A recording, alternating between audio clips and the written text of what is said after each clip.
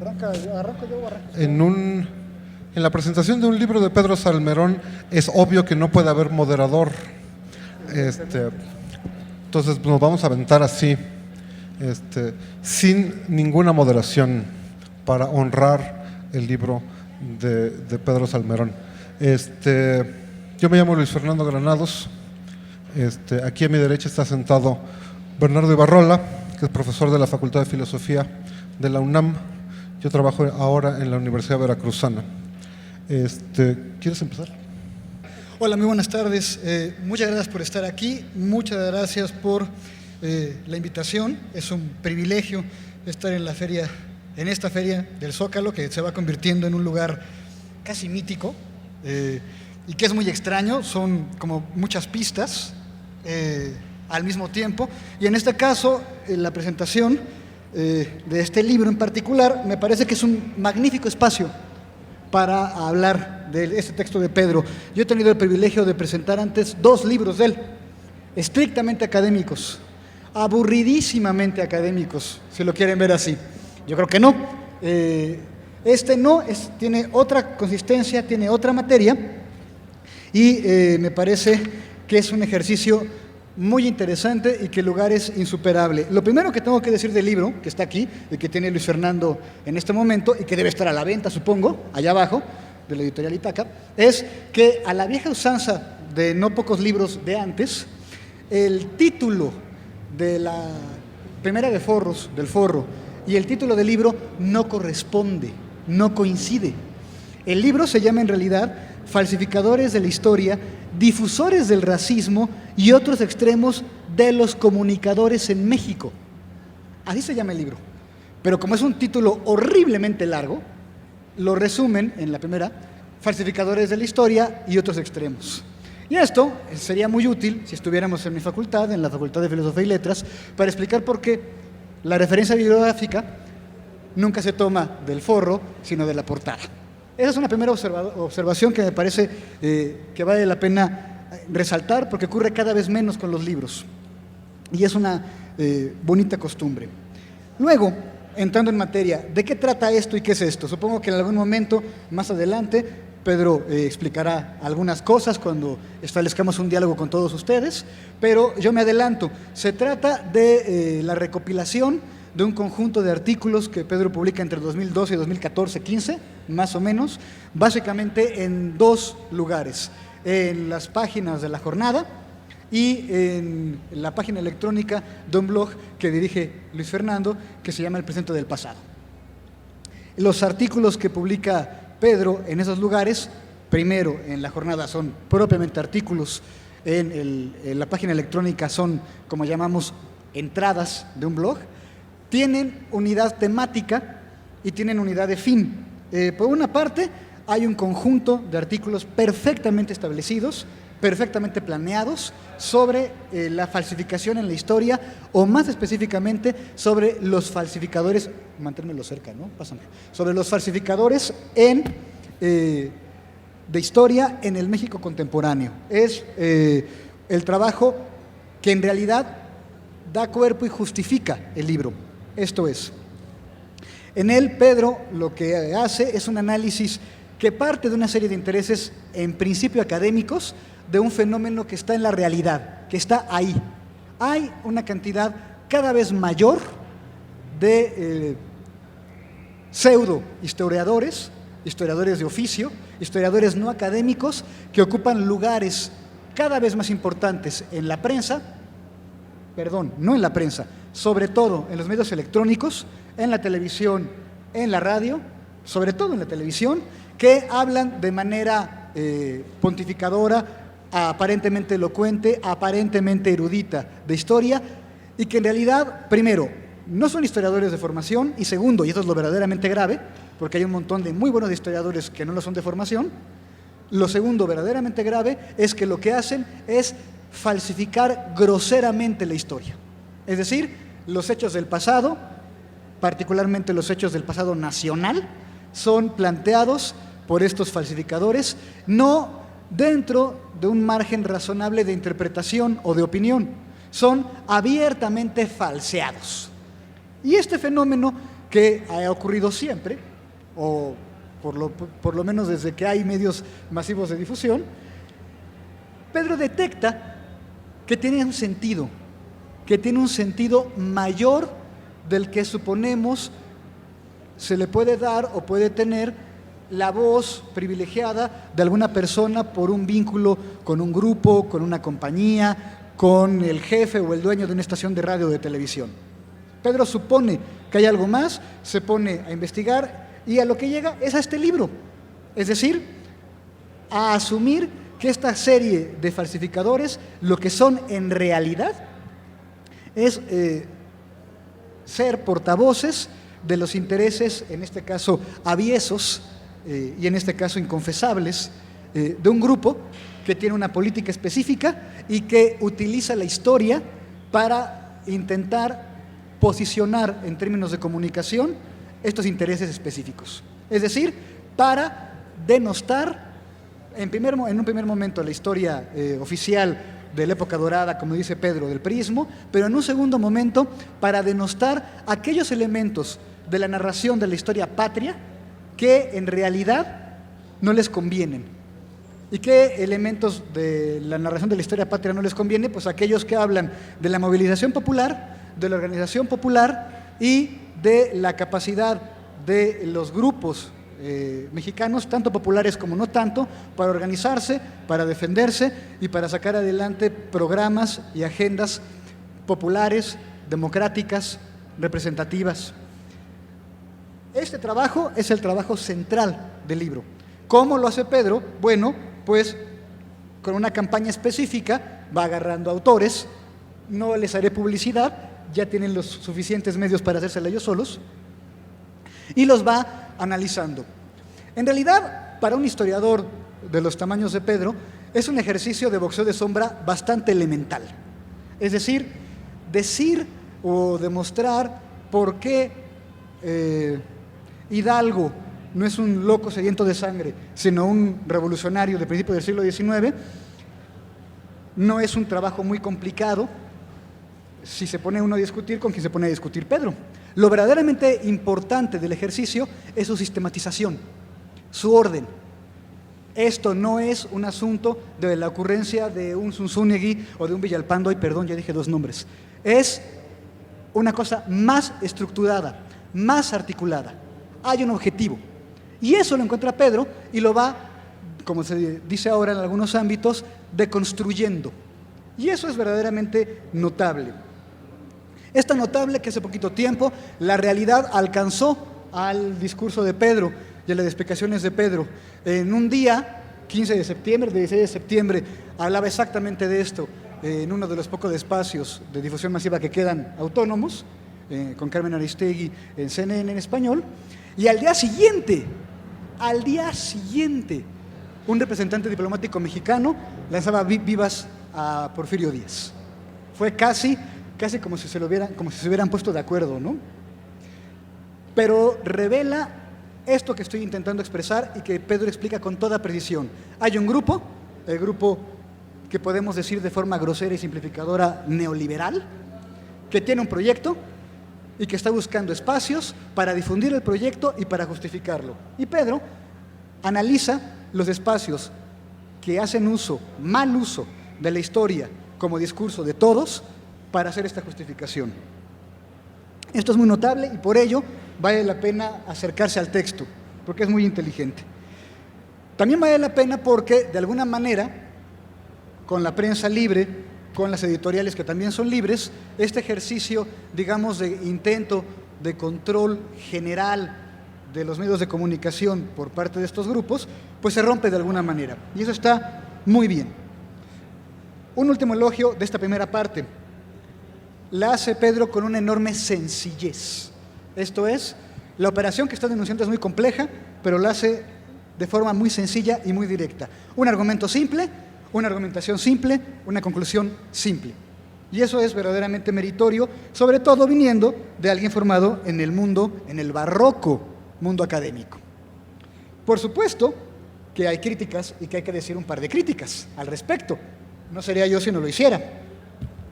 En realidad no son críticas a esta primera parte. son observaciones que tienen que ver y que se explican por lo que hace Pedro en función de lo que Pedro es o en función de lo que Pedro se está convirtiendo. En este ejercicio, esta primera parte del libro, Pedro denuncia el uso de la historia hasta llegar a la falsificación por parte de estos personeros del neoliberalismo. Sin embargo, no se ocupa de otros grupos que también usan políticamente y llegan también en menor medida, pero también llegan a falsificar en aras de otras causas. Esto lo discutimos muchísimo cuando hablábamos del tema antes de que comenzaran los artículos. Fue un tema de discusión largo y a veces bastante ríspido. Ahora, estas personas, estos otros falsificadores, no tienen el poder ni la difusión, me decía Pedro, o me diría Pedro ahora, y por ello son políticamente menos peligrosos y menos nocivos, y tiene plena razón. Sí, diría yo, pero la operación que estos señores hacen es la misma y merece o merecería la misma atención por parte de un académico. Y aquí voy llegando al meollo del asunto. El otro tema. Ahorita retomo mi crítica. La primera mitad del libro está planteada en torno a esta denuncia de falsificadores. La otra mitad, la primera se llama Los falsificadores de la historia, la segunda mitad se llama Historia política, es una especie de recopilación de artículos de temas varios de Pedro que tienen ciertos denominadores en común, pero que en realidad lo que tenemos son lecturas, interpretaciones, explicaciones sobre la complejidad del mundo desde la óptica, desde la visión de Pedro, que va de la política a la práctica académica. Es un espectro amplio de crítica. ¿Y qué son los más? En realidad, a mí me gustan más, que son los que a mí más me gustan, quise decir, aunque, por supuesto, no esté de acuerdo con algunos de ellos. Estos segundos artículos, los de la segunda parte, muchas gracias, me hacen comprender mejor las omisiones de la primera parte. Porque en esta segunda parte del texto, en estos artículos, puedo ver que Pedro ya no se mueve como un académico, ya no procede como un académico, sino más bien como un intelectual comprometido, como un intelectual militante, como todo un publicista a la usanza de los publicistas del siglo XIX. Es decir, una gente que decide escribir al público para defender un cuerpo de ideas, un conjunto de ideas. Las ideas, hablo otra vez en clave del siglo XIX, las ideas de un partido. No me refiero a los monstruos que tenemos ahora de partidos políticos, sino un partido como un grupo de gente unida por unas causas en común. Esta diferencia entre el académico y el publicista, o el intelectual comprometido, llevan a entender que la transformación de Pedro, de académico a intelectual, lo llevan también a cambiar de compromiso. ¿Con qué está comprometido o con qué debe estar comprometido un académico? Pues con la verdad. Whatever that means, no lo sé muy bien qué es, pero es con la verdad. ¿Y con qué está comprometido un militante? Pues con la transformación de la realidad. Whatever that means, tampoco lo sé muy bien. En todo caso, me queda muy claro que es más importante transformar la realidad que intentar acercarse o profesar la verdad. Pero son cosas diferentes y están en niveles epistemológicos diferentes. ¿Es más importante la segunda tarea que la primera? Sí, pero la segunda tarea corresponde a unos profesionales y la primera a otros. Y aquí estamos en el momento preciso, intentando describir la tensión exacta de lo que le ocurre al sujeto que tengo aquí a mi derecha y que publicó este libro. La tensión entre el historiador y el publicista. Publicista entendido como intelectual comprometido. Cierro, porque es hora de que hable Luis Fernando. Enhorabuena, para empezar, por el libro, por muchos motivos. Acabaré con los que me parecen más relevantes, pero comienzo con otros que también lo son. Enhorabuena por el Observatorio de Historia y por su blog, El Presente del Pasado, porque de él de alguna manera absolutamente incomprensible, ya han surgido 2 libros completos. Uno sobre artículos de divulgación de la ciencia, publicado por Rafael Guevara Pfeffer en la Universidad Nacional Autónoma de México, y este a la limón con las cosas que sacó Pedro en la jornada.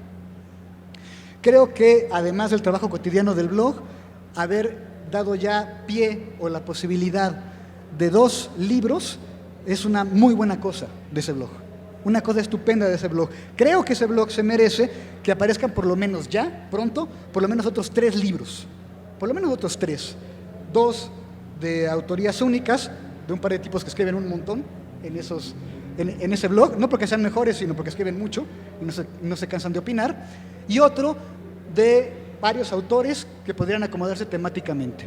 Creo que el segundo libro pide esos otros 3, y creo que es un momento de celebración por eso. Otro motivo de enhorabuena o de llamada de atención, Pedro Salmerón, el periodista militante, que está en la cuerda floja, es una cuerda floja, entre la convicción académica y el compromiso político, es decir, de combate. Es un ejercicio muy parecido al de las plumas de mediados del siglo XIX mexicano que Pedro tanto admira. Me parece estupendo que el defecto o que el peligro o que el riesgo de un proceso profesional de transformación nos lleve a acercarnos a los personajes que más admiramos. Me parece un gran peligro y me parece estupendo, lo celebro. El libro, en todo caso, me parece que es un ejemplo poco común de militancia inteligente. Hay muchos ejemplos de buena inteligencia y muchos ejemplos de buena militancia, pero pocos de militancia inteligente. Tiene un pleito específico contra los falsificadores, que es contundente y que me parece simple en términos intelectuales. Y tiene un ejercicio de reflexión sostenido en el tiempo, menos coherente, menos bien armado, pero creo yo, justamente por eso, más atractivo por espontáneo. Cierro. La última enhorabuena, por supuesto, para Pedro. Lo conseguiste. Pasaste de ser académico a ser periodista, y de los de veras, creo yo, en el sentido del siglo XIX. Ahora quieres ser político. Espero que cambies de opinión. Y si no, ¿y qué de lo que te has propuesto no has conseguido? Y si no, diré con mucho orgullo que Pedro Salmerón, el político, es mi amigo. Por el privilegio, gracias.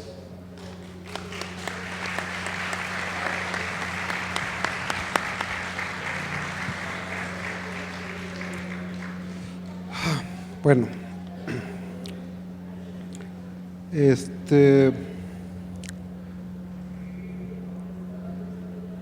como ya decía Bernardo Ibarrola, los artículos aquí reunidos se publicaron en 2 medios en los últimos 3 años más o menos. Y más o menos responden a un problema que hace poco más de 3 años Pedro Salmerón, Bernardo Ibarrola, otros compañeros y yo nos planteamos. Nosotros, como historiadores profesionales que trabajamos en universidades, que damos clases a muchachos y muchachas que quieren ser historiadores, pero que no nos gusta ni la imagen ni la realidad de lo que con cursilería se llama la Torre de Marfil. Este proyecto de Pedro, que es contemporáneo, hermano de este otro proyecto al que hacía alusión Bernardo, que se llama El presente del pasado, es resultado de la inquietud que existe en un montón de historiadores profesionales ante la distancia que hay entre el conocimiento que producimos y el mundo que está afuera. Es, para usar otro lugar común, un divorcio entre la sociedad y la academia. Y esa ha sido una preocupación muy intensa en la cabeza de Pedro Salmerón, por lo menos en los últimos 3 años.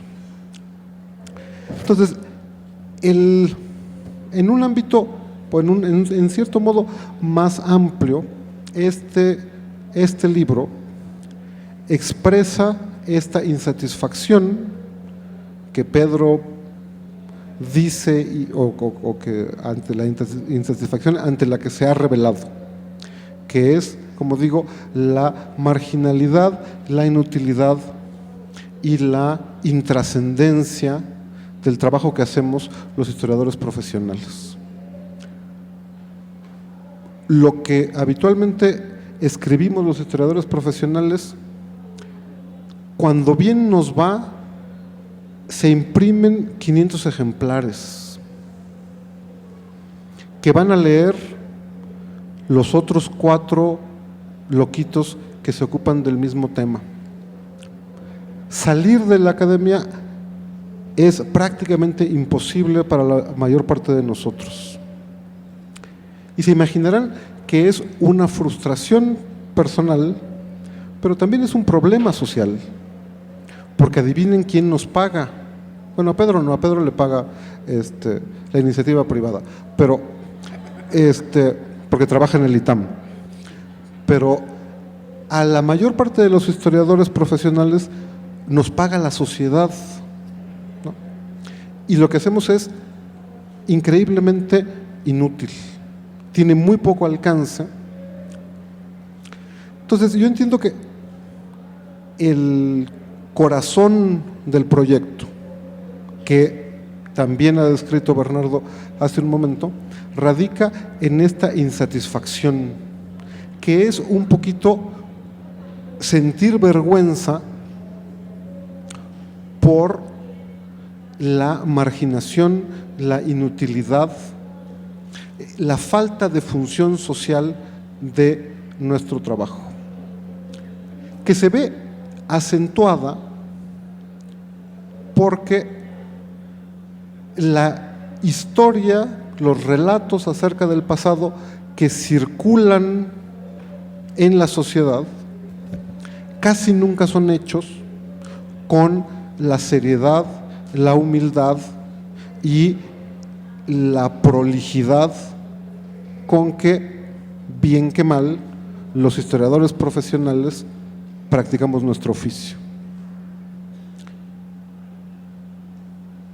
No es que lo que hagamos los historiadores profesionales sea mejor necesariamente, pero está sometido a unos ciertos estándares que en el mundo de la televisión, en el mundo de la radio, en el mundo de las editoriales privadas, puede o no estar presente, porque ahí la lógica que impera es la lógica del mercado. Y lo que importa es vender ejemplares o tener públicos más grandes. Y contra eso, contra esa, digamos, como ese abuso de confianza que quienes de manera poco profesional y poco seria se ocupan de hablar del pasado, es que Pedro ha movilizado su inteligencia y su capacidad de trabajo. Entonces, digamos, como que yo entiendo este libro como parte de un proyecto en el que hay una necesidad de salir a la calle, de exponer las ideas y al mismo tiempo llamar a las cosas por su nombre. Cosa que los académicos solemos no hacer. Los académicos solemos ser muy apocados y muy mustios. Y Pedro es de los pocos historiadores que no es mustio. Si algo uno puede reclamarle a Pedro es precisamente que no sea mustio, sino que sea muy echado para adelante y que diga cosas que algunos preferiríamos que no dijera o que las dijera de manera más mesurada o qué sé yo. Entonces, salir a la calle, ofrecer su conocimiento, su entrenamiento como historiador, su sapiencia en temas particulares por los que es muy conocido, como la División del Norte, para mostrar, para rebatir, para disputarle el terreno a personas que hablan del pasado con total irresponsabilidad, ¿no? Y más aún, que hablan del pasado con un propósito bastante avieso, digamos, con un propósito bastante desagradable, malévolo casi, ¿no? Entonces, ahora, al mismo tiempo, este intento por exhibir a estos historiadores, comunicadores, habladores del pasado que no saben de lo que están hablando y que lo tuercen, revela, creo, como una doble crisis. Una crisis que ya conocemos desde hace mucho, que es una crisis acerca del conocimiento que tenemos respecto del pasado mexicano. Todos los que fuimos a la escuela en México aprendimos una versión del pasado mexicano que cada vez nos va quedando más claro a todos que es una vacilada. La historia que aprendimos en la escuela es una vacilada. La historia que celebramos en los días feriados, la historia que celebramos en los monumentos, la historia que celebramos, casi toda la historia que tiene vida pública más allá y que hizo el régimen priista en el siglo XX, es una vacilada. Entonces, cuando aparecen estos fulanos a los que Pedro llama los falsificadores, la verdad es que también tenían una chamba fácil, porque se dedicaron a decir, a ridiculizar una versión del pasado mexicano que era una vacilada. Lo que es muy irritante, y yo por eso celebro mucho el ánimo que palpita en estos textos de Pedro, es que lo hicieron del peor modo posible. Entonces, creo que hoy el libro de Pedro lo demuestra, estamos ante una doble crisis. El viejo relato del pasado mexicano no nos sirve porque está mal hecho, porque fue hecho para domesticarnos. Y el relato emergente que dice que Porfirio Díaz era todo dar, que dice que Maximiliano era todo dar, que dice que Hernán Cortés era todo dar, es igualmente malo que el otro relato, solo que al revés volteado, donde el viejo relato decía Cuauhtémoc era todo dar y Hernán Cortés era lo peor. El nuevo relato, lo único que está haciendo, el relato de los falsificadores, lo único que está haciendo es cambiar a los protagonistas, pero sin modificar el propósito, el sentido domesticador de ese relato historiográfico. Entonces, creo que el trabajo que ha hecho Pedro en los últimos años con estos artículos, que ahora están reunidos y estructurados como para darles más potencia, es celebrable porque nos expone, nos obliga a reconocer que estamos fritos, que lo que sabemos socialmente acerca del pasado de México, acerca del pasado de Estados Unidos, acerca del pasado del continente, acerca del pasado del mundo, es en su mayor parte un relato que no nos conviene,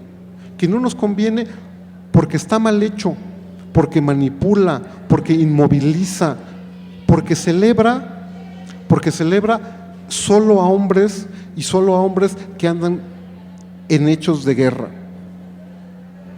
Y yo creo que el libro de Pedro y, digamos, este espíritu militante de Pedro es un llamado, o así yo lo quiero entender, para que nos confrontemos con la triste realidad de que necesitamos, este país necesita una historia que no sea ni la historia del pasado priista, esta historia que endiosaba a ciertos señores, ni una historia como la de los falsificadores que endiosa a sus oponentes políticos. Lo que necesitamos, creo yo, es una historia fundamentalmente distinta, que deje de elogiar a hombres que andan con espadas en caballos y a los que les hacemos estatuas, que se ocupe más bien de los hombres y de las mujeres, de lo que comen, de qué sé yo, de un montón de cosas que están mucho más cerca de nuestra experiencia y que no es la experiencia de los presidentes. Entonces, en ese sentido, yo celebro mucho el ánimo que anima a Pedro.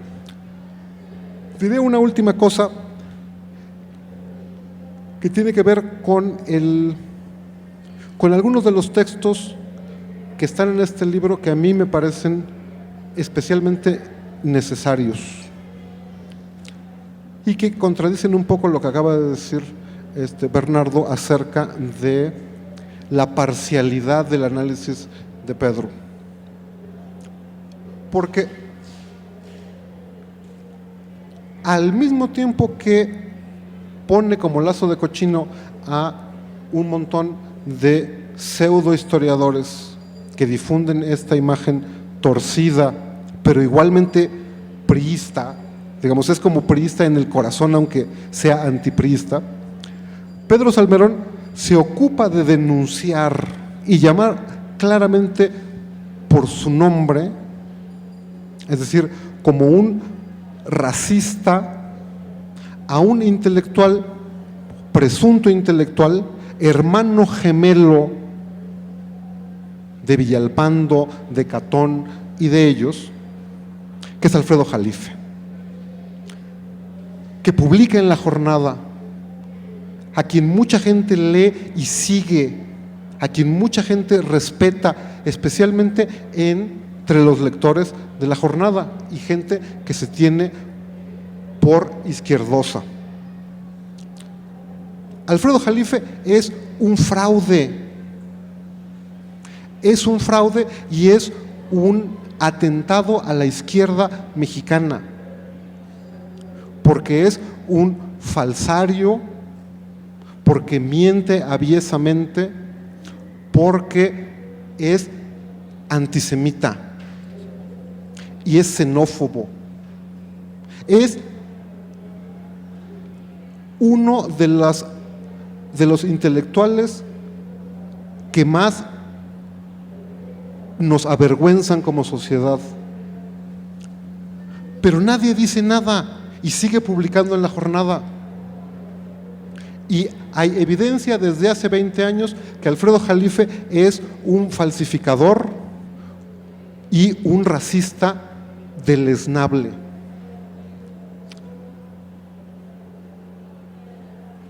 Y muy pocas personas se han atrevido a decirlo fuerte y claro.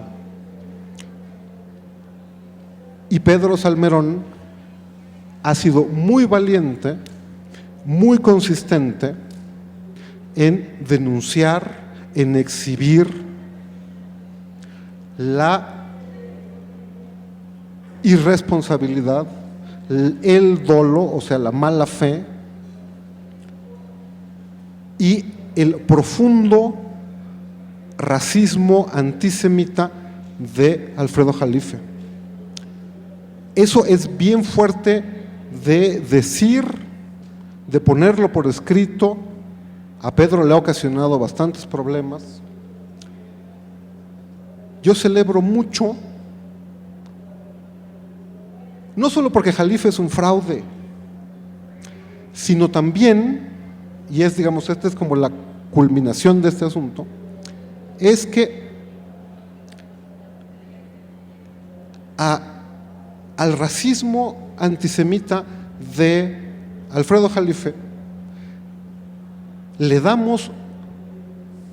tenemos una increíble tolerancia ante ese racismo antisemita, porque algo mueve en el racismo antisemita de muchísimos de nosotros. En este país ha habido siempre un prejuicio antijudío que no se atreve a decir su nombre, que está en muchas partes, que lo vemos en el modo cuando hablamos de, comillas, los judíos, como si fueran una sola cosa, ¿no? Yo creo que Alfredo Jalife tiene manga ancha, tiene carta blanca en la jornada y en el país en general, porque esta sociedad seguimos siendo mucho más antisemitas de lo que nos gusta reconocer. Entonces, claro, cuando Pedro dice, a ver, señores, momento, en realidad no solamente está exhibiendo a Alfredo Jalife, creo que también nos está exhibiendo a nosotros, nos invita a confrontarnos con el antisemitismo callejero, no de los intelectuales, no de los que publican en la jornada, el antisemitismo nuestro de todos los días. Es una invitación para que digamos, chingá, esto no le pasa a otros, esto nos pasa a nosotros mismos. Y eso es expresión de una valentía civil que yo le agradezco mucho a Pedro y que creo que enaltece su trabajo como intelectual, como militante y como historiador. Muchas gracias.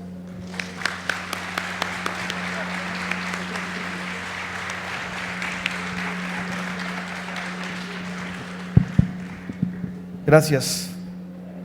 Diré solo tres cosas. Bueno, primero, en efecto, haber señalado a Jalife me ha causado una gran cantidad de problemas serios, muy serios, mucho más serios que las calumnias baratas de ese sujeto en Twitter, problemas muy serios. Ha sido más complicado denunciar a Jalife que denunciar a Enrique Krause, o que denunciar a José Manuel Villalpando, o que denunciar a Macabro Escretino. Sí, ha sido mucho más complicado, mucho peor, mucho más duro. Sí, cierto. Bueno, más allá de eso, dos cosas. Hoy amanezco en las redes. Yo suelo despertarme muy temprano porque soy como las gallinas, me duermo también muy temprano. Me hago una jarra de café francés, o sea, la jarra es francesa, el café es de Huatusco, ¿sí?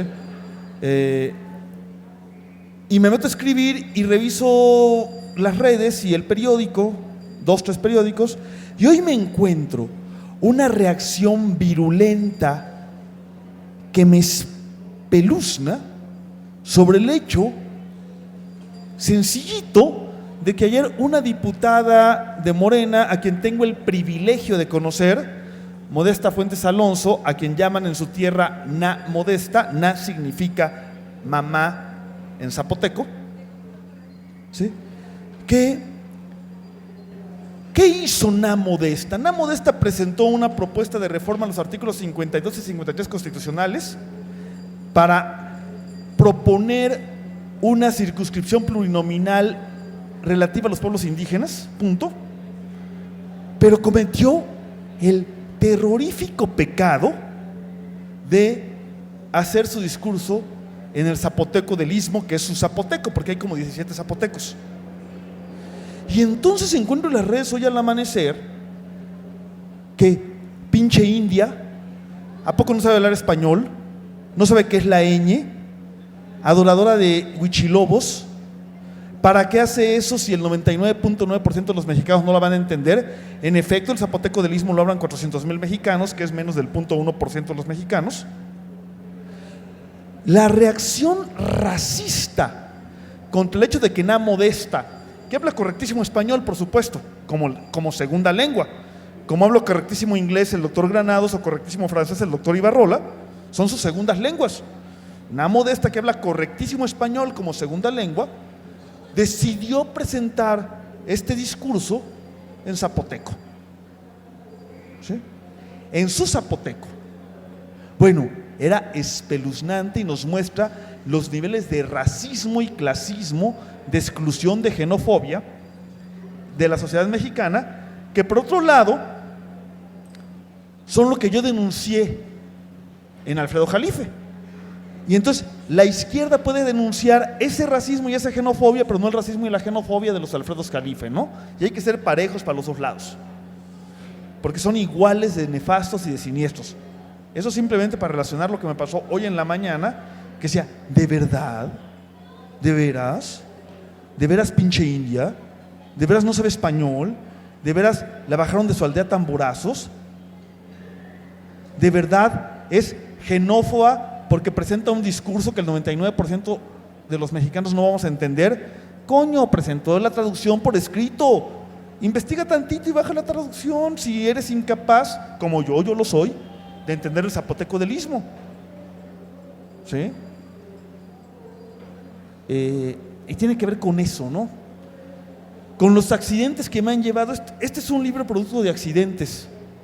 Yo era un intelectual, yo era un historiador académico hace 3 años que escribía libros académicos y artículos académicos y que jugaba en las piezas académicas, al que de pronto decidí hacer otras cosas y me empezaron a pasar cosas.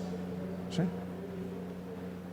Y empecé a denunciar cosas que no me gustaban y además sin pelos en la lengua y sin importarme que me metieran en problemas enormes y que me excluyeran de lugares y así, ¿no?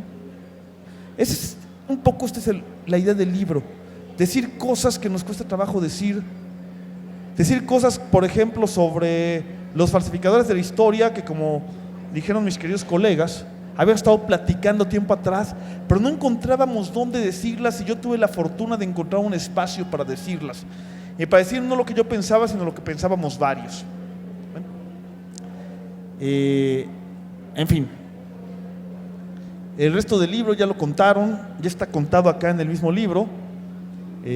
Es un libro que saqué yo a mis costillas, Editorial Ítaca me echó la mano, pero yo lo pagué, porque yo quería publicarlo, a diferencia de mis otros libros, que hasta dinero me han dado a veces. Este yo lo pagué, ahora se los comparto. Es decir que si ustedes lo compran me van a retribuir lo que yo pagué y saldré tablas, supongo, no va a salir tablas, pero igual cómprenlo. Y finalmente quería agradecer a Luis Fernando Granados y a Bernardo Ibarrola, licenciados en Historia por la Facultad de Filosofía y Letras de la UNAM, doctores en Historia por 2 de las más prestigiadas escuelas de historia del mundo, y de los académicos que ustedes deberían leer la versión de la resistencia popular contra la invasión gringa de Luis Fernando Granados, y deberían leer la apasionada convicción democrática del maderismo de Bernardo Ibarrola y otras cosas que deberían leer de ellos y que no salen, no porque ellos sean académicos, sino porque hay una trampa en la academia que no nos permite que los libros que escriben ellos salgan de la academia. Y termino para que tengamos siquiera 20 minutos para platicar, para que pregunten, para hacer un breve diálogo. Muchas gracias. Gracias, hermanos. Muchas gracias. ¿Hay tiempo para que la gente hable? A ver, entonces si alguien quiere hacer una pregunta, hacer una reflexión que dure 1 minuto, o algo así, bienvenidos. Ojalá podamos hacer un diálogo que no se limite a nosotros. A ver. Y una pregunta que me duele hacerla. ¿Por qué demonios entonces Alfredo Jalife está en la jornada? ¿Por qué Alfredo Jalife, entonces, si es lo que nos dicen ahorita, está en la jornada? Me duele mucho preguntar eso. Esa es una pregunta que deben responder los dueños de la jornada, y la directora de la jornada. ¿Quién sabe? Yo no lo entiendo. Aquí una muchacha y el señor allá. Bueno, buenas tardes. Mi duda es, a partir de lo que ya se ha escrito, ¿cuáles son los riesgos a los que se enfrentan como escritores o historiadores para difundir esta idea? Porque estamos de acuerdo en que es para un sector muy, muy cerrado y pues lo que se intenta es que sea más, que tenga más difusión. Entonces, ¿cuál es el deber del comunicólogo? En mi caso, que quiero ser periodista, ¿cómo le haces para difundir toda esta información? Yo responderé como dicen que respondió el general Anaya cuando le cayeron los gringos en Churubusco. Si hubiera parque no estaría usted aquí, pues quién sabe, quién sabe. Lo que es un hecho es que no sabemos. La verdad no sé cómo sería, pero aquí hay un señor que sí ha sabido hacer eso, entonces él puede responderlo mejor que nosotros. ¿Cómo le haces para difundir libros?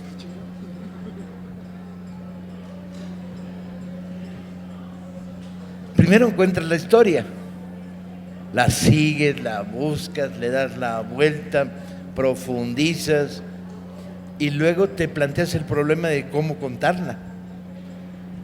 Y luego encuentras una manera de contar en la cual, sin renunciar a la seriedad o al rigor, tratas de que el lector pueda introducirse en la historia y sentirse en un territorio vivo, caliente, donde encuentre identificaciones, amores, odios. O sea, no tratas de traerlo de la oreja para que la lea a tu manera, sino tratas de contarle las cosas para que forme su criterio y su opinión. Y luego te echas 50 años publicando libros uno tras otro y discutiéndolo con la gente. No hay receta ni hay milagro, pues, ¿no? Y luego tienes mucha suerte, como es mi caso, de que muy joven encontré a mis lectores, pues, ¿no? Quizá por la época que era, vas a ver. Y también porque están bien escritos, ¿eh?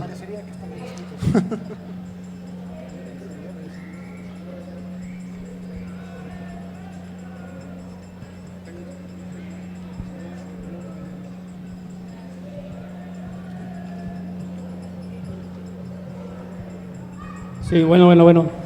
Sí, la cosa es de que hay unos que critican a todos los héroes de México, pero si no le dejan héroes a México, fácilmente dominan más al país. La mayoría de las culturas que tienen sus héroes, aunque no tengan héroes y creen en ellos, son más fuertes, pero el neoliberalismo ha atacado muy duro, y entre ellos muchos disque intelectuales de izquierda, por un lado. Por otro lado, yo creo que ni estar en contra de los judíos ni a favor, porque simplemente el 90% de los bancos son de los judíos, el oro es de los judíos. Por ejemplo, Soros ha sido uno de los grandes saqueadores de dinero de todo el mundo, y así podemos hablando de los judíos. Hollywood es de los judíos, los cines son de los judíos, los ideólogos son de los judíos, nos tienen con mentalidad judía.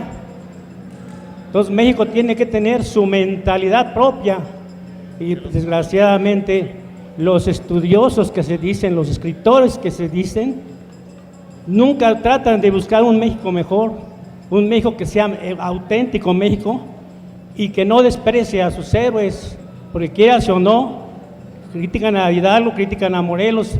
Pues Hidalgo luchó por la patria, Morelos luchó por la patria, critican a Juárez. O sea, y eso ha dado lugar a que el neoliberalismo entre de lleno y le esté dando en toda la torre al país. Por tanto, intelectual izquierdista, pero no son más que puros que andan detrás de riquillos. Gracias. Habría que tener mucho cuidado, compañero, con el problema de convertir en una visión racial lo que es una visión económica.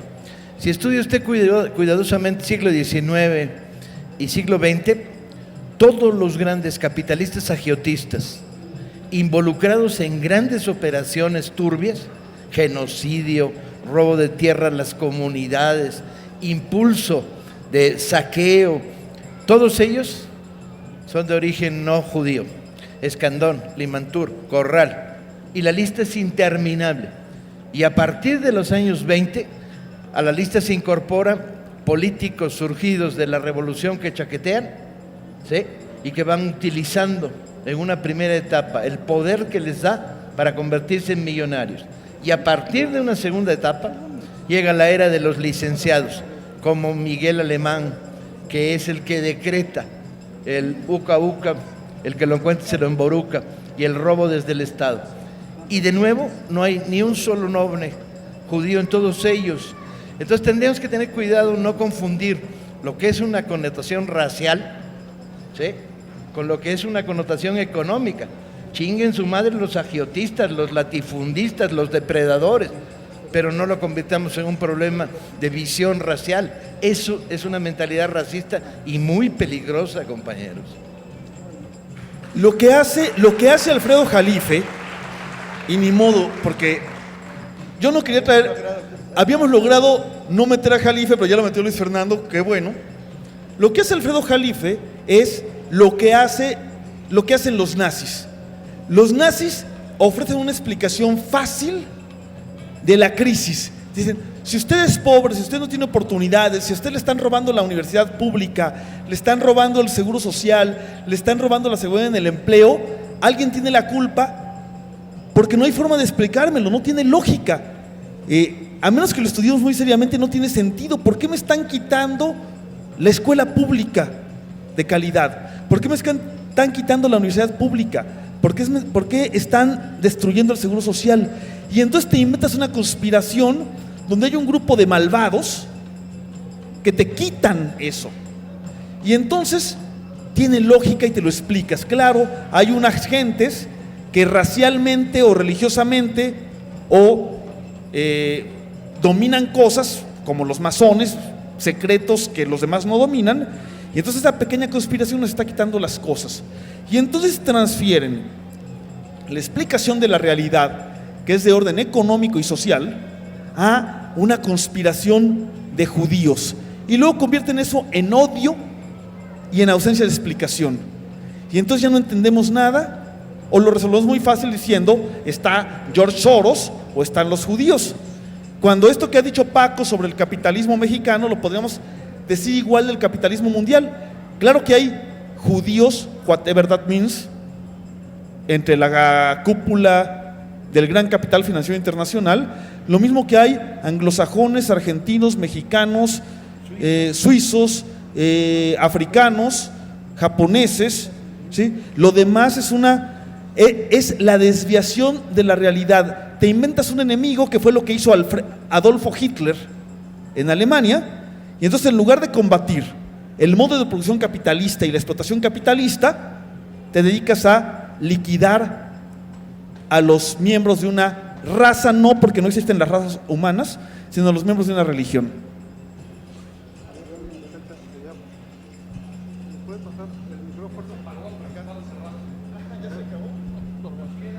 Tiempo como para una, 4 minutos.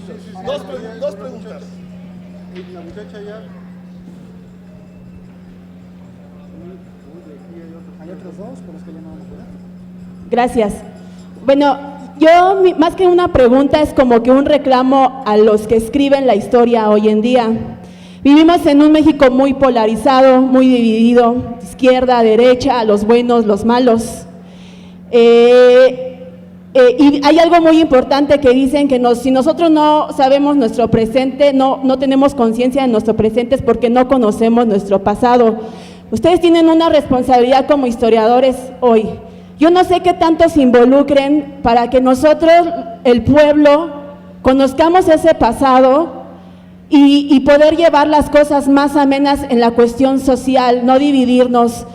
Si ustedes se involucran o nada más escriben la historia por escribirla, a lo mejor por ganar unos pesos, a lo mejor por hacerse conocer, ¿qué tanto se involucran ustedes en la historia para que nosotros podamos conocer este presente que no conocemos, por el cual el sistema, los gobiernos hacen que nos dividamos tan terriblemente? Gracias. no le eches la aburridora a todos los historiadores. Los que aquí estamos somos del otro club. Yo me involucro hasta las cejas. Trabajo durante años sin cobrar un centavo en un libro. No acepto contratos con ninguna editorial, no negocio. Investigo hasta el hartazgo. Cada vez que me llega una duda me paso días enteros persiguiéndola a lo pendejo. Aquel es más obsesivo que yo, creo, por eso escribe menos, ¿no? Pero, y Pedro es notablemente riguroso. Cuando tiene un libro terminado, todavía se le ocurre meterse en el archivo de la defensa a pulir detallitos. O sea, somos serios y somos muy rigurosos. Sí, Paco, pero la verdad es que no hacemos nada. Es decir, sí, nosotros somos fantásticos, pero el gremio es un desastre. El gremio de historiadores, los historiadores profesionales, somos un desastre. No, pero algunos. No, yo digo la mayor parte. La mayor parte creo que somos un desastre. Es otro rollo. Y el problema está en que, como todos los privilegiados, no vamos a cambiar si no nos obligan a eso. Porque todos, ¿usted sabe a qué se dedican los historiadores profesionales? A publicar cosas que nadie va a leer para que lo metan al SNI y se gane una lana. No, yo soy historiador profesional, no he publicado un solo artículo para que me dé ningún punto, porque no tengo puntos. Rechacé 4 veces el ingreso al Sistema Nacional de Investigadores, no concursé jamás por ninguna pinche beca. Mi relación es directita con los lectores y de eso vivo. Pero, la crítica es válida, pero una crítica generalizada no es inválida. Miren, hay un fenómeno y es un fenómeno peligroso, que es el fenómeno de la reproducción ampliada, como decía Marx, que es el siguiente. Yo estudio historia para ser profesor de historia, para dar clases de historia a otros güeyes que van a hacer ese circuito cerrado. Es un circuito que crea un lenguaje cerrado. Hay unas reglas absurdas. Se han puesto a pensar por qué las notas de pie de página tienen que ser como ellos dicen, que te obligan a una lectura tarada de 8, viene, no, y B, y revisa. ¿Sí? Se han puesto a pensar por qué es más importante la apariencia de la bibliografía. Bueno, ya en el delirio, en las universidades, se promueve que todo trabajo de investigación tenga previamente un marco teórico. Mis huevos, marcos los de los cuadros. No es posible que esta mentalidad del siglo XIX, principios, siga imperando. ¿Qué significa? Que si tú vas a abordar cualquier tema, primero tienes que dedicar las primeras 50 páginas a decir con qué, a puntos de apoyo ideológicos. No, el marco teórico es una tontería. Tu marco teórico está expresado en tu obra, ¿sí? No tienes por qué explicarlo antes, durante ni después. Tus puntos de apoyo en términos de investigación no tienen por qué ser explicitados. Eso es basura.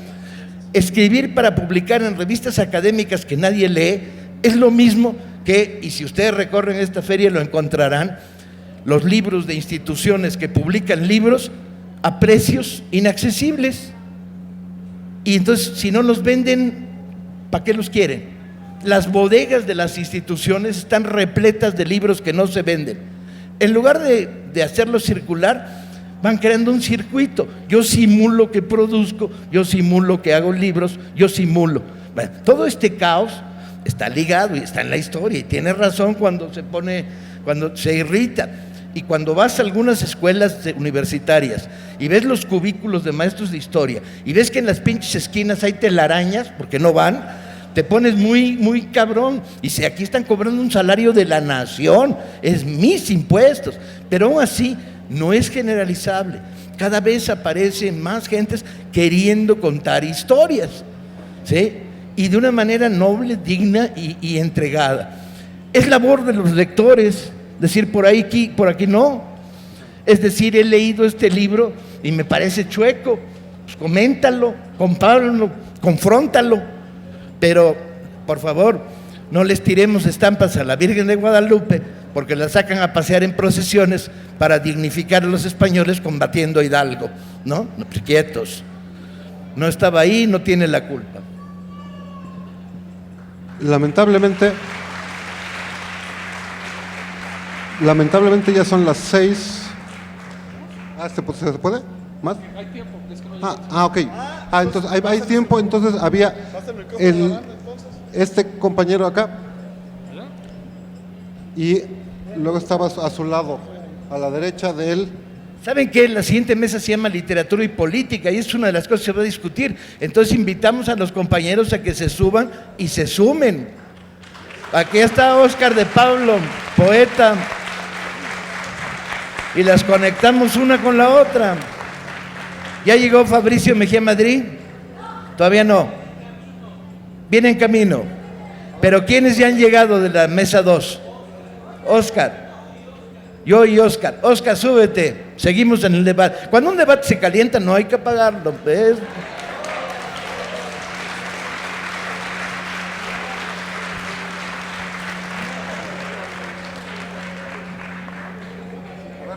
Adelante. Sí, buenas tardes. Yo quería comentar la primera parte que estaban diciendo en relación a que por qué se escribe la historia. Yo creo que cuando se escribe de cualquier manera, ya sea historia, ya sea filosofía, yo creo que, como dice Sánchez Vázquez, no hay neutralidad ideológica cuando se escribe. Entonces yo creo que esa parte existe en las ciencias sociales, ¿no? No hay neutralidad ideológica. Yo creo que es válido que pueda ser uno un historiador militante y yo celebro que se haya escrito Los falsificadores de la historia, primero porque creo que al hacer esto se está disputando pues de alguna forma la historia y de algún modo cuando se dice que están falsificando la historia es disputar la nación a ese discurso hegemónico que han tenido. Entonces yo creo que sería bueno que los demás historiadores se sumaran también a la disputa de esa parte que es de la nación también de la historia, se sumaran a hacer una disputa porque en el país necesita disputar la nación en todos los ámbitos, en la cultura, en la filosofía, en el cine, en todos los ámbitos. Necesitamos disputar la nación ya, y yo creo que los historiadores son un ejemplo para que pueda cambiar este país, que pueda cambiar la realidad de este país. Eso por un lado. Por otro lado, quería comentar que en relación a lo que decían de Jalife, yo creo que los que escriben en La Jornada, obviamente esa sería la excepción. Jalife no es la regla pues en La Jornada. Solamente lo quería comentar y felicitar a Pedro Salmerón por el libro. Muy bien, a ver. Gracias. Oigan, vamos a pedirles allá atrás que nos pongan el monitor porque oímos muy mal a los compañeros. Muy a ver, rápidamente. El otro compañero que está ahí, Déjame contarle una anécdota. Espérate, para que hablen estos morros. Ahorita hablas tú. Te voy a ganar eso. Ahí les va una anécdota rapidísima. Estoy trabajando en un tema.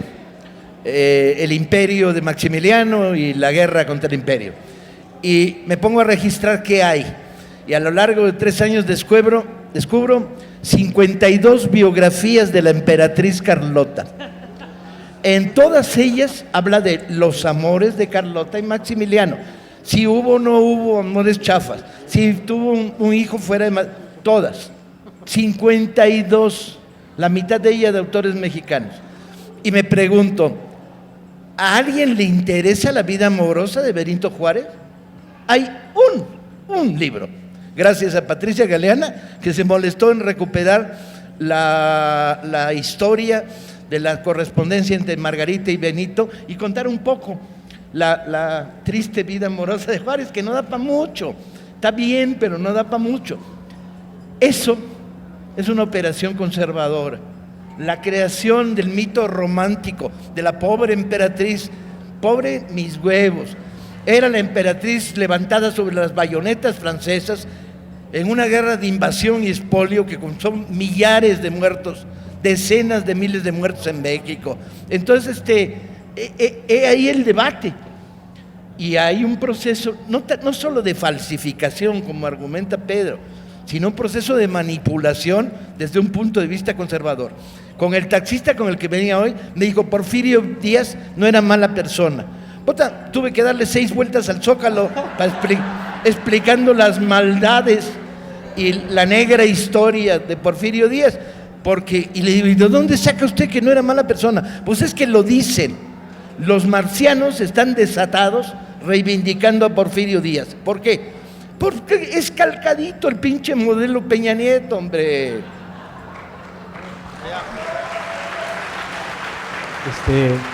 Bueno, buenas tardes. Yo nada más quisiera hacer como una aclaración que pues no me quedó como tan clara en el momento en el que se hablaba sobre Miguel Hidalgo.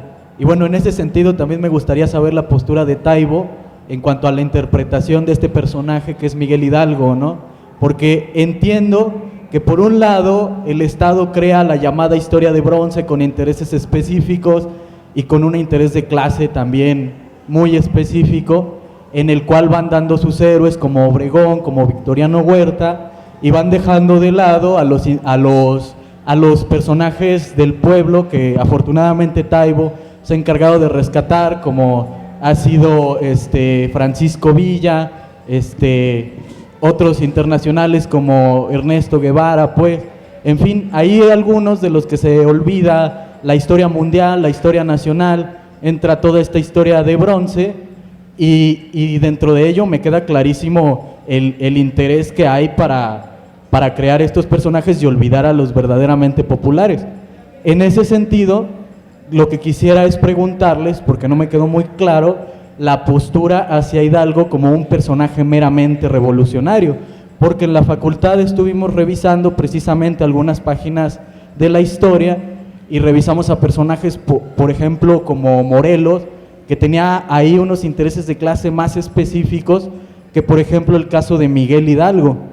Estuvimos revisando, por ejemplo, la madrugada del 16 de septiembre, el grito que da Miguel Hidalgo, por lo menos a muchos nos hace pensar que no era emancipador de la Nueva España y que era por el antecedente que había de la Constitución de Cádiz, las reformas borbónicas que se estaban viviendo en el terreno internacional, por un lado, y por el otro, el golpe que se le daba al clero en sus intereses, a los distintos sectores de poder que se venían viniendo abajo por esta Constitución, por estas reformas borbónicas. Y bueno, que en sí las ideas liberales, si checamos las ideas liberales y las ideas conservadoras de ese tiempo, vemos que en realidad en el fondo no había una diferencia en proyecto de nación, o sea, había... A ver, ya llevas tres, Ya nada más para cerrar quisiera que Taibo me aclarara eso porque en su postura, porque Miguel Hidalgo dice, viva Fernando VII, lo reconoce nada más. ¿Cuál es la...? A ver, voy yo primero, luego Taibo y luego Luis Fernando, que ya le entramos con... Primero, tú hablas de la historia oficial. El priismo clásico para mí va de 1946 a 1988, cuando lo pateamos y perdió las elecciones, y luego llegó Salinas a armar otra historia. El priismo clásico inventó eso que los que tenemos mi edad para arriba llamamos historia oficial, pero que ya no existe. En esa historia oficial, los buenos eran Cuauhtémoc, Hidalgo, Morelos, Juárez, Cárdenas, pero era el Juárez de bronce que nadie entendía y era el Hidalgo viejito de la imagen falsa de Hidalgo que bien ha denunciado Paco en su documental y en sus libros. El Hidalgo que no sirve, el Hidalgo viejito que no sabe qué está haciendo, pero que es bueno y que es el padre de la patria. Y el Cárdenas, que es el papá del PRI, de la CTM y de la CNC. Los héroes de la historia de bronce oficial priista son los mismos que los nuestros, solamente de nombre. Al mismo tiempo que existía una historia contraoficial de derecha que funcionaba exactamente igual y que sus héroes eran Hernán Cortés, Iturbide. Santana no, ni la derecha ni la izquierda lo quiso nunca. Hernán Cortés, Iturbide, Maximiliano y Miramón y sobre todo Porfirio. Entonces, olvidémonos la historia oficial. La historia oficial priista exaltaba a Hidalgo hasta arriba y lo ponía como el buen párroco, amoroso, protector de los indios, con su imagen de viejito sonrosado y calvo, etc. Español, sí. Más allá de eso, por eso, en primer lugar, no nos confundamos. La historia oficial contra la que despotrican los disque desmitificadores ya no existe y es otra cosa. Ahora, Hidalgo. No sabemos qué dijo Hidalgo en la madrugada del 16 de septiembre. No hay un solo registro fidedigno porque lo dijo de su ronco pecho, no escribió lo que iba a decir y lo contaron 3 o 4 personas, todas no menos de 15 años después. Entonces, de estos 5 registros que ha rescatado Felipe Echenique, de gente que ahí estuvo y que dijo de qué se acuerda, 2 de los 5 dijeron viva Fernando VII. Si lo dijo o no lo dijo no es tan importante porque tenía una lógica absoluta en su momento, absoluta. Lo que nos queda claro en la biografía más acabada, más detallada, más exhaustiva de Hidalgo, que no la publicaron los comunistas de la Brigada para Leer en Libertad, sino Editorial Clio, es decir, Enrique Krause, la biografía de Carlos Cerrejón Peredo. En la biografía de Carlos Cerrejón Peredo queda clarísimo el talante libertario, liberador, independentista y autonomista del cura Hidalgo. Y repito, no lo publicó la Brigada para Leer en Libertad, es la biografía más detallada, más exhaustiva, más fundamentada y publicada por alguien a quien no le pueden echar la culpa que sea la de Castillo Ledón, que es de 40 años de 3, pero acaba de salir hace 2 años la de fundamentada y tenemos los documentos del padre Hidalgo en torno a la soberanía nacional y la independencia, sin ninguna duda. 27 veces dice la palabra independencia en sus documentos en los que él firma. Y además es un revolucionario social. Habla de la liberación de los esclavos sin indemnización y so pena de muerte a los que quieran seguir teniendo esclavos. Habla de la supresión de los tributos, de las alcabalas y de las castas, de la igualdad ante la ley, del regreso de las tierras a las comunidades indígenas. Está no solo hablando de la revolución política que implica la independencia nacional, sino de la revolución social que implica la destrucción de la esclavitud y de las castas y el regreso de las tierras a las comunidades. Por supuesto también mató un chingo de gachupines y como dirían Castillo Ledón y Cerrejón Peredo, injustificadamente. Es la revolución en marcha, es el terror revolucionario en marcha. La revolución es cabrona, por eso no queremos revolución, por eso queremos cambiar pacíficamente, porque la revolución mata demasiada gente, ¿sí? Pero no, el cura Hidalgo es el cura Hidalgo, que no nos lo cambien. ¿Saben qué? ¿Qué les molesta de Hidalgo? En la época de bronce le molestaba el contenido social. Tener un padre de la patria que en Béjar llama a los comanches a la guerra de castas, indios contra blancos, está cabrón. Tener un padre de la patria que en la etapa que va del Grito de Dolores a la llegada a Guanajuato toca 6 pueblos que tienen cárceles y en cada una de ellas hace lo mismo y los testimonios ahí son bastante fieles y buenos. Libera a los presos con la siguiente declaración que se reitera: es hijos míos, al fin y al cabo era cura, su justicia, la de ellos, no es nuestra justicia. Y señalamos hacia Los Pinos, ¿sí? Y señalamos hacia Palacio. La frase sigue estando viva 200 años después: su justicia no es nuestra justicia. Estás hablando de un cura que levanta una insurrección indígena campesina, ¿sí? Con 25,000 hombres entre Dolores y Guanajuato.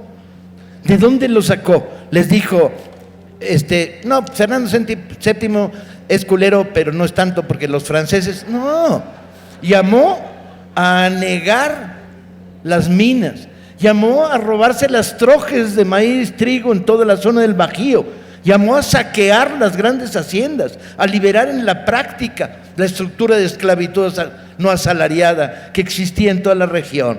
Si no, ¿de dónde lo van a seguir 25,000 indígenas, hombres, mujeres, niños encuerados, en calzones, con palos y piedras? La batalla por Guanajuato es una batalla que se da fundamentalmente con piedras, chinga. La Lóndiga fue tomada a pedradas y luego la ayuda del Pípila, ¿sí? Un personaje así, carajo, ¿les da miedo? Pues claro que les da miedo, por los referentes ideológicos que tiene el personaje.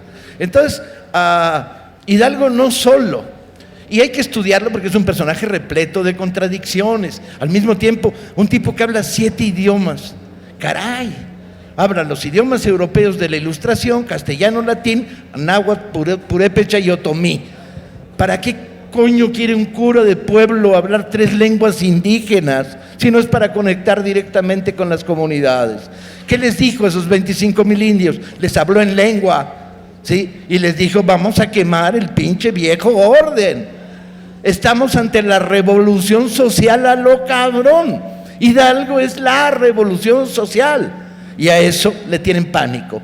La historia de Bronce lo deja descafeinado y la historia revisionista trata de ablandarlo, bajarlo. Las confesiones de Hidalgo, bueno, es un documento que hay que tener cuidado y hay que leerlo con cuidado y en contexto, pero aún así, estúdielo con toda la minuciosidad, pros y contras, los que te dé la gana, pero no puedes dejar de lado que Hidalgo es el hombre de la revolución social. Por eso está entre nosotros hoy todavía.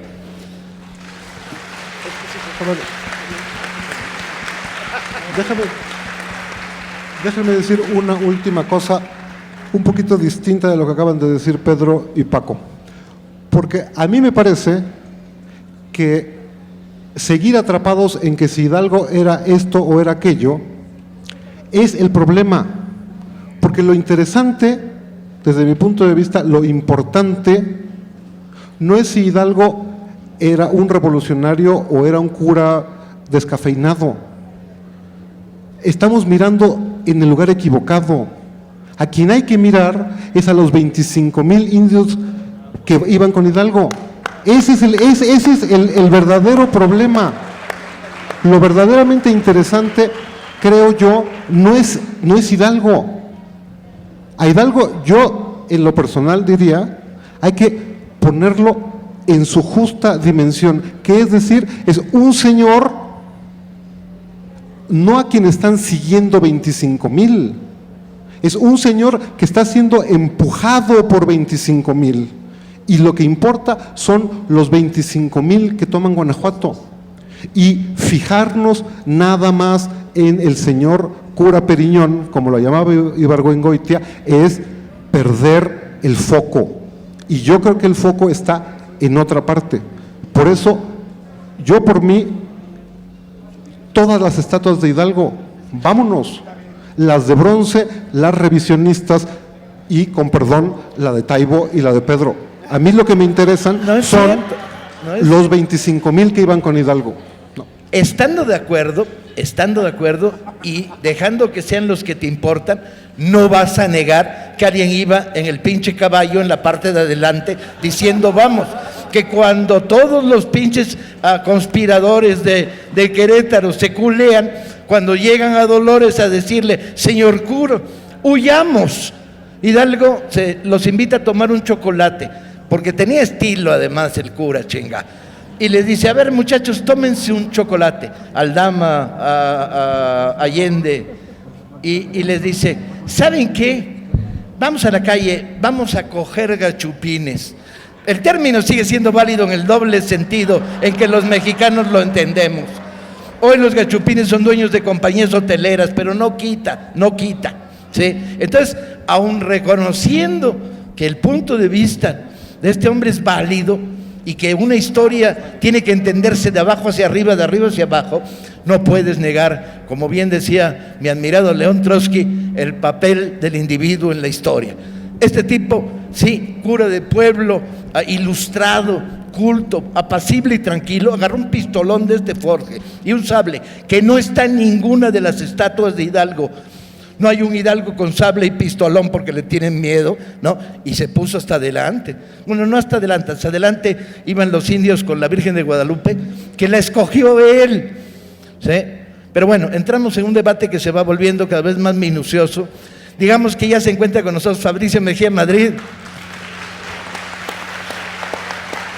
y Óscar de Pablo para intervenir en una mesa redonda que se llamaba Literatura y Política junto con un servidor.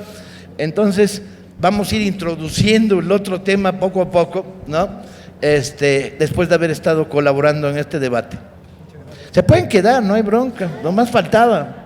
Óscar, ¿por qué no te lees uno de tus poemas históricos? Óscar escribe una poesía muy extraña. Es uno de los pocos poetas que tienen pantalones para entrar en un camino tan difícil como es la historia y llevarla a la poesía. Vamos a ver qué significa esto y de qué manera política lo hace. No, oigan, perdón, sí les dejamos la mesa, porque ya platicamos muy a gusto, ahí firmaremos algunos libros, y dejamos a Paco, a Fabricio y a Óscar, que vale la pena que los oigan a ellos, que ya nos escucharon a nosotros. Muchas gracias. Bien.